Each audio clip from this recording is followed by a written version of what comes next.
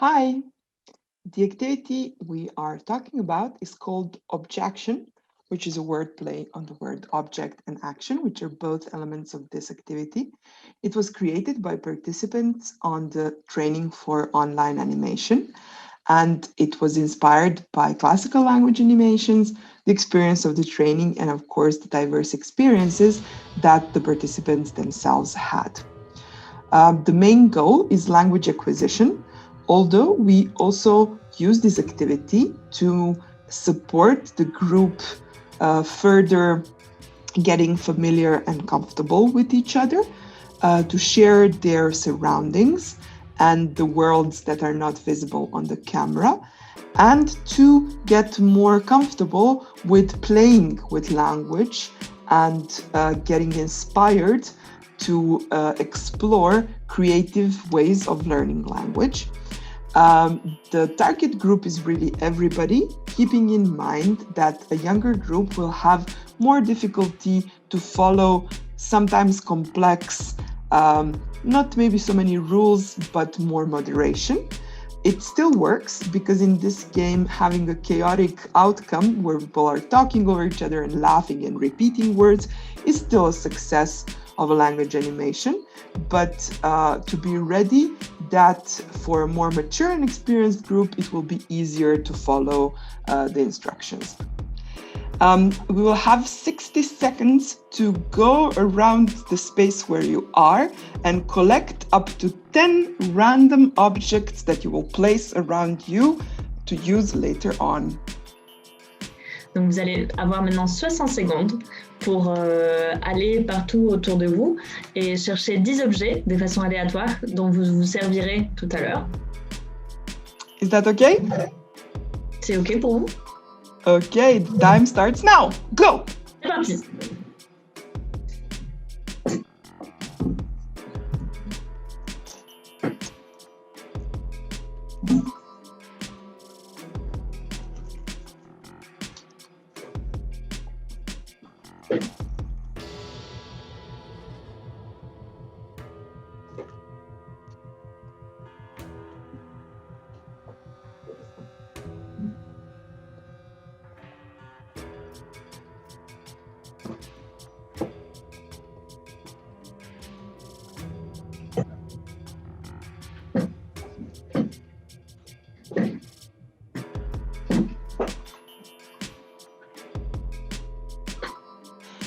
Once you start, you want to give 1 minute to the group, everybody to find up to 10 random objects that they can carry to their computer, not show to everybody, but have them at hand, of the things they want to share about their surroundings with the group.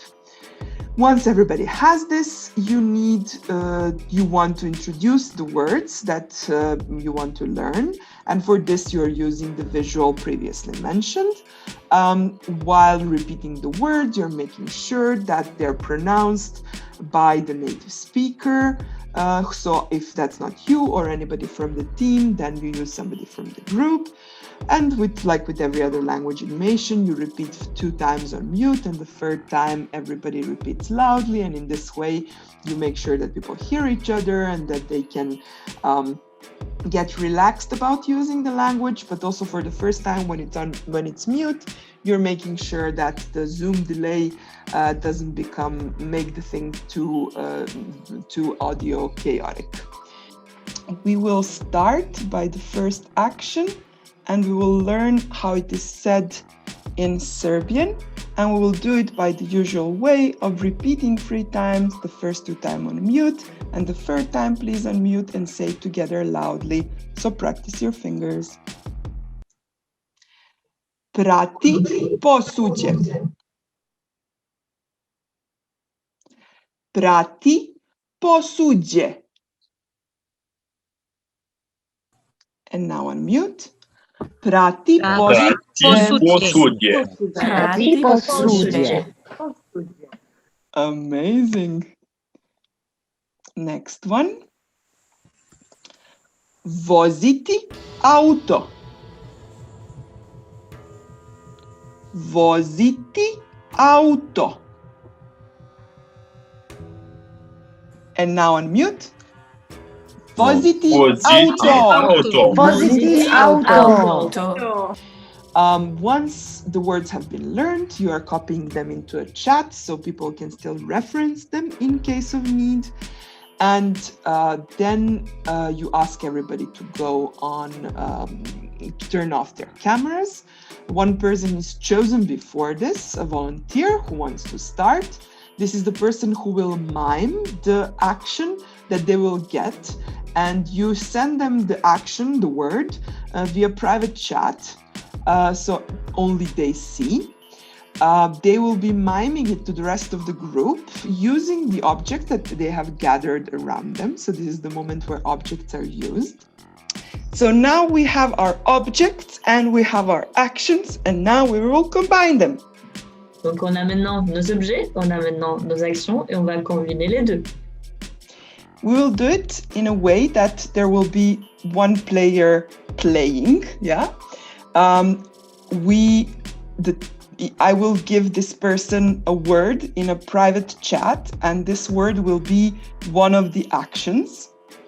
Here, quite some cooperation from the team is required because people are asked to, as they're ready to guess the word, put their camera on and then wait to be asked to offer the word they want to guess. We are searching for the word in all three languages we have used, but people cannot guess in their mother tongue. So as people are guessing and you are moderating, when the word is guessed correctly, they put it in the chat. So in this way, words are again repeated, both visually and by the group. This is where you will need support to make sure you're following the order of people. And the person who has guessed first is the one who goes next. Micro, Sandrine. I'm starting.